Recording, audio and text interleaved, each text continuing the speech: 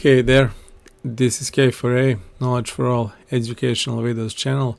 We are continuing with learning Scratch, making Scratch tutorials and learning Scratch blocks, and in this video today we are going to try to learn how and when to use Scratch block, which is named When I Start as a Clone. So let's go to Scratch to see that in action. In previous video we have created a clone with this create clone of myself, and in this video we are going to use When I Start as a Clone. That's again one of the control blocks, so find orange group of blocks, fifth from above, and one of the last blocks is When I Start as a Clone. Click and drag it to your right window. I will code this bush which I have made in previous video from the rock sprite. I have just changed the color of it into the green, so you have learned something new that way. Also, you can make sometimes for your games, prototypes, or even final polished games, you can use some older sprites or artwork. If you're not very good with artwork or you don't have time to make new, you can reuse old one or change it a little bit, and it will look more or less good for your game. Okay, let's go back to our game and our new Scratch block, which says When I Start as a Clone. If I click on it, nothing happens. Why is that so? Well, that's so because first of all we don't have anything attached down below it. You can see that you can attach something below and you cannot attach anything above. You have to start with it, and that's why it's called When I Start as a Clone. And also it's called When I Start as a Clone because this Scratch block defines what actions your clone will make when you create him. So we have created here three clones of this bush with repeat 3 times create clone of myself, but they are not doing anything on the screen. That's why you have to say, okay, when I am made as a clone on the stage, on the screen, what what am I supposed to do now? Tell me what to do now. And that's what we are going to do here. But first of all, I didn't finish the last video. Maybe it was too long or whatever, I don't remember, but I didn't finish it in the best way in terms of I didn't I haven't spaced out these clones here. So when I start my game, I make these clones, but they are still one on top of others. So we have 5 trees one on another and 4 rocks one on another, and I don't want them to be one on another. I want them to be like this. We can use, I'm not sure if we have tested that. Okay, I will stop it now, start it to get it back onto the starting position. Okay, because we are cloning the tree, I will also need this When I Start as a Clone for a tree. And for example, if I go into the motion and say go to random position, that will space them out a little bit, but it will be strange. They are not in a line, they are randomly positioned. Randomly means without any logical order. Wherever you want, put them wherever you want, I don't care. So some of those will be flying in the air like this in the sky. Sometimes they will more of those, sometimes they will be in the sea, and so on. So that doesn't make sense for our game. For some of your game it will maybe make sense sometimes. For example, if you need forest, and if you need to make a forest from one tree and you don't have sky or sea in the background, so only for example some kind of earth, some kind of soil. But that's not the case with our game, so we are going to detach this, and I have to space them out evenly somehow. Okay, I have to click now on the stage, right column, then on the backdrops, and then paint, because I want to paint something here for you just to explain how this works. So now look at this paint area here. Don't look at the stage much. I will try to explain here what we have here and what we are trying to do. Okay, so I have here original bush OB, and I have here my y coordinate axis, and here my x coordinate axis. If you don't know what this is, please look at this background. You can pick it from here, choose a backdrop, and you have it also from the scratch by default. So this backdrop tells us how x and y coordinates axis works, how they work in Scratch. So we have one line, one axis, x axis for left and right values. You can see it's reddish, orangish on the screen, and one other value, y value, y axis, which goes from bottom to the top or from top to the bottom, and it is blue. So every sprite on your stage, no matter how big or small, how important or not important, it has x and y coordinates, mathematical coordinates, which represent its position in space, in 2D space, in x and y space system. That's why you have those x and y. X is for left and right, and y is for top and bottom. Okay, so let's go to this. So currently I have this OB original bush here, for example, in my bottom left, and that bush has x and y coordinates of itself. But when I have made the clones here with repeat 3 times, create clone of myself, I have somehow made those clones on the same position. I didn't have control of it. That's how Scratch will do it every time. Same with this 3. All of those clones are behind the original 3. So we have original 3 and clone of the 3 and clones of the 3 behind him, and we have original bush and clones of the bush behind him. So we somehow have now the problem of how to space out, how to space evenly bushes and trees on the X position. I say X only because we don't need to change the Y position of tree clones or bush clones. And why is that so? Because we want them to be on the same line as original. So their height, their top and bottom coordinate, Y coordinate, will be the same as the original. So I don't have to change this Y. I only have to worry about this X. This is the problem, X coordinates. So I want to make my clone 1 here.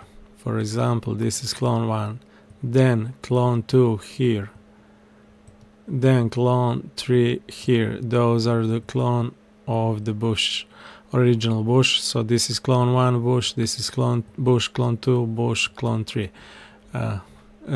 So how to do it? Okay, I have this X coordinate of the original bush. Yeah, if I click on the bush and I click on the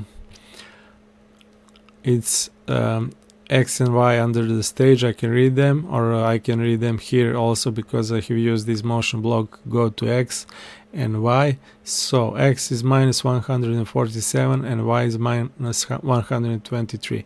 As we said a few moments ago, we are not going to change Y position for clones, so we are only worried about this coordinate. I have this coordinate for original bush. This is where it is, and I want my clone first to be here, second to be here, and third to be here. So how to do it, how to space them evenly, and how to know how much do I need to move them and how to move them at all. That's very easy. If you look at the backdrop, you actually have to find this value here. How big is this x? I will put the question mark and use the same x question mark, which is like some kind of mysterious x value, so we don't know this x that is unknown for us. We can pick that by trial and error. We will do that in on our stage, don't worry. But for just how to go from this original into from one original bush and 3 bushes cloned bushes behind him, how to go into from this to this, so how to space them evenly. Okay, that's what we are going to do now, and I will make maybe new backups. I will delete this backdrop because it was already messed up, so I will make a new one, similar but a little bit, I hope a little bit cleaner. Okay, same, this is x, this is y coordinate axis, so this is original bush. So what do I want to do? And this is C1, and this is clone 2, and this is clone 3. Okay, so what I have only this one, original bush visible and everything behind him. So how to space them out? Simply like that, like this. If you take a look at this code for our bush sprite, you can see that I can enter here as many code blocks as I want, as many scratch blocks as I want. So I just added a create clone of myself. I never told Scratch where to move it and how to move it. So what I am going to do here now is this. I'm going to do this. I will create clone 1 here on my position where this original bush started. So this is x and y of the original bush. So I will tell Scratch, okay, make the clone first clone here, then jump to this position, then make clone 2, then jump to this position, make clone 3, and then jump to this position, and this will be original bush.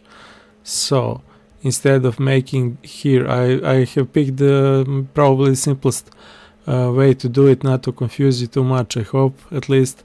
But you can also make clones in some different ways, but I think this will be the easiest. So this will be the C1 clone 1, this will be the C2, this will be the C3, and our original bush would move from this position all the way to this position at the end. So he will make a first clone, jump to this position, make a second, jump to this position, make a third, and then jump to this position and stay. So we know how to do it in terms of what we are going to do, but we still don't know how much space do we need here between this position. How big is this x? How big is this difference between C1 and C2, C2 and C3, C3 and OB? I will delete this now and go back to code and go back to bush and do this finally. The problem with that is that sometimes you have to do that by trial and error in programming. Sometimes you can do it on pen and paper. I do it both ways. Sometimes you will do it very, very logically and fast, and sometimes it will be maybe something more complex. It depends on how complex your game is, how complex your problem is. In our case, we will do it in couple of trials probably, and I will use this. I have done this already before, but I have I had some problems with shooting this video with my audio, and also with some problems with Scratch, so I had to do it again. So I have this code which I will reuse now, but I will delete it after this video. Anyway, what I'm going to do now is just take this motion block, change X, and put it here below this create clone of myself. So what the Scratch is going to do now, as I said before, drawing to you on that backdrop, we are going to create clone, first clone, then jump by 10 pixels, then again create clone, then jump 10 pixel, then create clone, jump, and that will be the end, because we are going to do that 3 times. So let's see how it looks.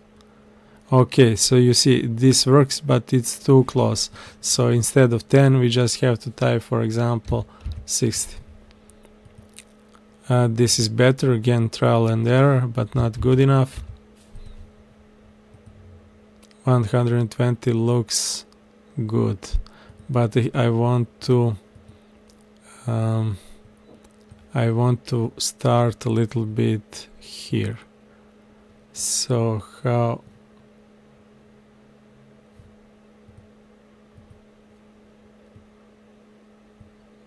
Minus 181, okay.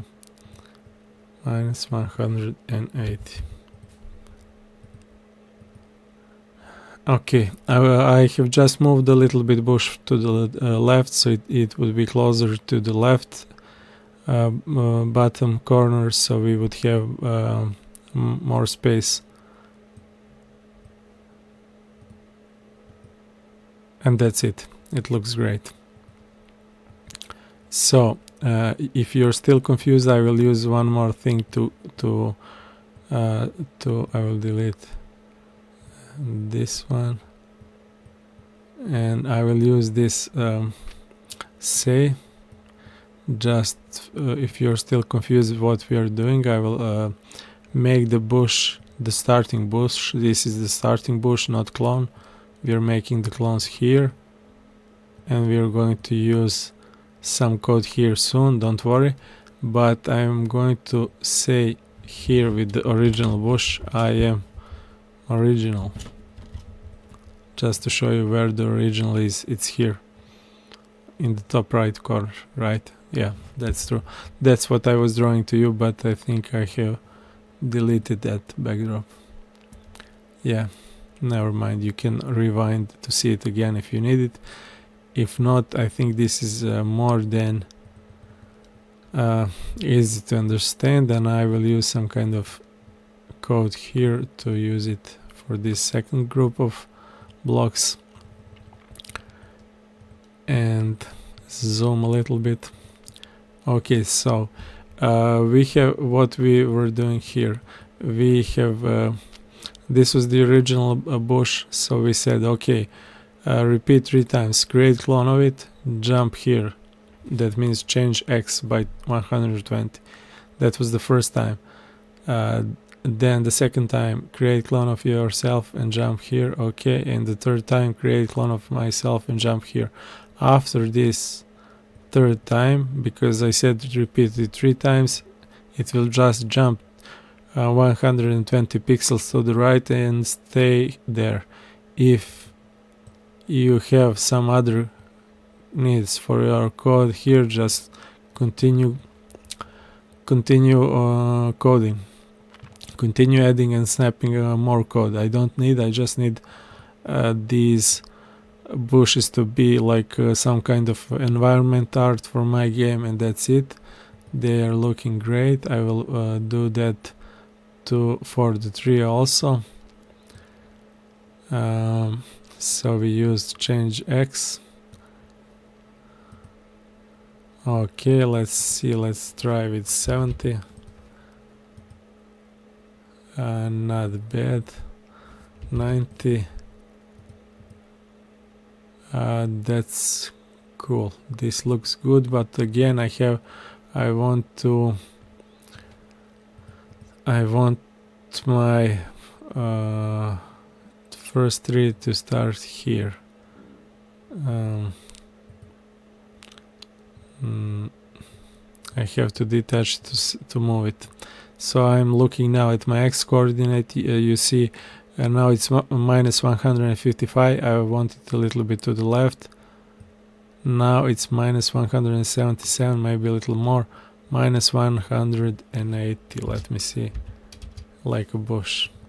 Yeah, so I will click on it, copy this and paste it here, and then reattach everything I did before, and now it will look better. Yeah, I like how this looks. So our game now can look better, like you have some kind of bushes here. Okay, I have a problem here. I'm walking over those. I don't want that. I want them to be I want the cat to look like she's behind those. Somehow we are going to do that in later videos, don't worry. And the problem I have also is because they're not going to disappear, right? Which is good for a couple of times, but this girl is giant now. Okay. And yeah, we have trees and bushes on the concert. Cool. Anyway, this looks good, more or less. It's doing what I wanted to bush and tree to do, but I need something else here. For example, I want this is actually, sorry, the scratch block which we are going to learn today, but we were doing so many other things before. No big deal, everything was interesting and very useful for our game. But as I said before, this scratch block serves only as a starter block to start as much code as you need to touch here below of it. So when you make a clone, so when I make a clone and when I start as a clone, that means this code will affect the clone only. So you can add as many scratch blocks below as you want. So you can add 1, 2, 3, 5, as much as you need. I will first add this one just to say I am clone. So clones now should say I'm clone, and original bush would say I'm original. Yeah, that works. You cannot see this I'm original because that bubble is behind.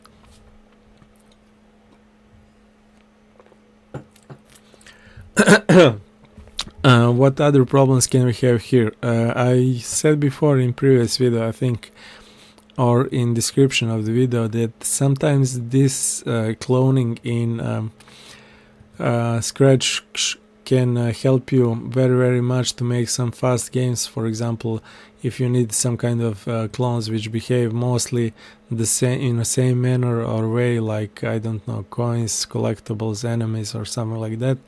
But sometimes you will find them harder to use them that way. Also, it will depend from case to case.